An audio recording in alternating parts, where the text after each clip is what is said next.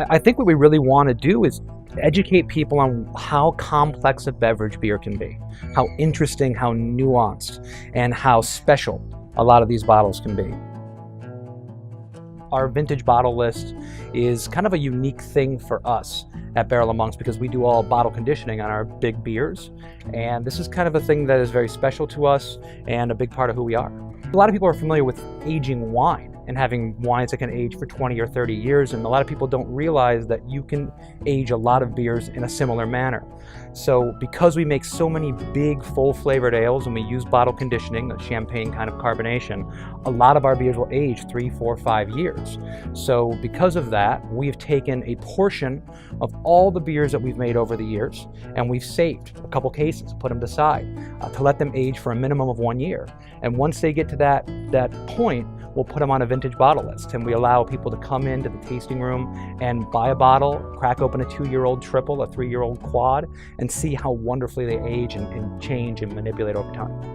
A lot of people think that beer is a 4% can that tastes like water, and it's just every beer tastes the same. And we want to dispel that notion once and for all, and really lean into what we do is making full flavored Belgian ales.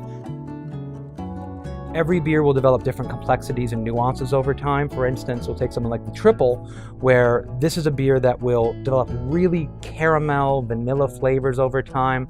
The hop bitterness will fade, and it will just get this very smooth, rich kind of mouthfeel over time, which is really, really nice. Well, every bottle is different because it's a living thing, right, with live yeast in the bottle. So actually a bottle of triple from one batch may age differently from a bottle of triple from another batch. It's because that yeast is in the bottle, scrubbing out oxygen, manipulating the beer.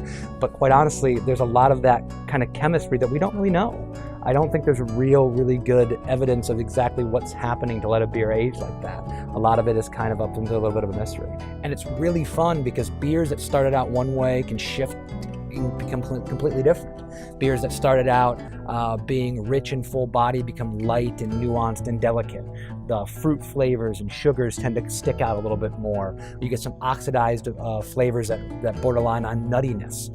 And it really is kind of not even beer to beer, but batch to batch, how the beer will actually change over time. And that's part of the fun. You can come in here and buy 3 bottles, different vintages of triple, and try them side by side and be kind of amazed that that's the same beer. So we will always be putting new beers on all the time. The beers will always be evolving and changing. And overall, we really want people to walk into our tasting room and get an experience that they don't get anywhere else.